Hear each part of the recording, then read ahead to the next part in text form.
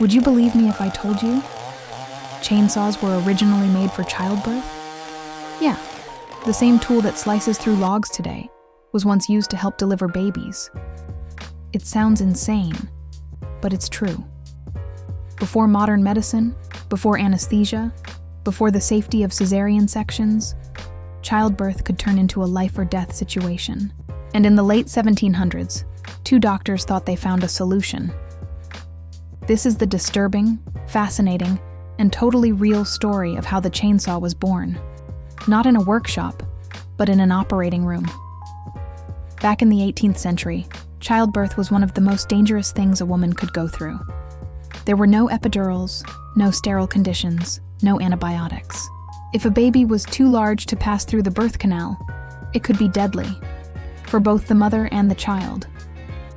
At the time, cesarean sections were rarely successful because infection almost always followed. So doctors tried a different procedure, the symphysiotomy.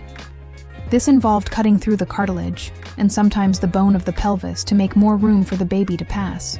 It was done while the woman was awake, and yes, it was as horrific as it sounds. Two Scottish doctors, John Aitken and James Jeffray, wanted to make this gruesome process faster and cleaner. So around 1780, they invented a small hand-cranked chainsaw. Picture a loop of sharp serrated teeth attached to a handle you turned manually, like a tiny rotating bone saw. It was designed to cut through bone and cartilage smoothly and evenly, reducing the jagged tears caused by a regular knife or saw. The goal wasn't cruelty, it was efficiency. But still, imagine being awake during that. No anesthesia, just the sound of metal scraping through bone.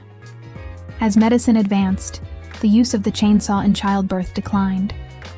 By the mid-1800s, the procedure was mostly replaced by safer methods, and later by cesarean delivery. However, doctors noticed something interesting. This hand-cranked chainsaw was really good at cutting bone. Surgeons started using it for amputations and orthopedic surgeries. It became known as the osteotome, and early versions were made by a German inventor named Bernhard Heine in the 1830s. This medical innovation caught the attention of engineers. And decades later, in the early 1900s, inventors adapted the same chain and tooth mechanism for cutting wood instead of bone. That's when the chainsaw we know today started to take shape. The first powered chainsaws were massive. Some required 2 people to operate. They weren't handheld at all. They were used in logging camps to slice through giant trees faster than traditional saws.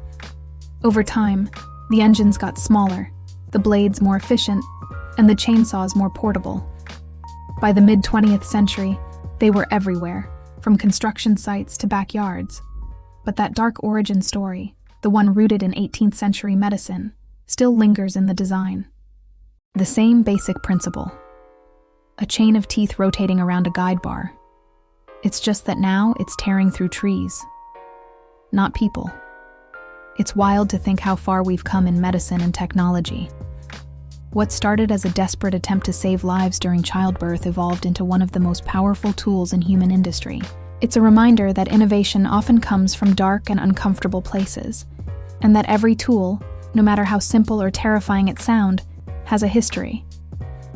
So next time you hear that roar of a chainsaw, remember, it was once the sound of surgery, not lumber. If you enjoyed this kind of strange historical deep dive, make sure to subscribe. Because trust me, this is just the tip of the iceberg when it comes to the weird origins of everyday things.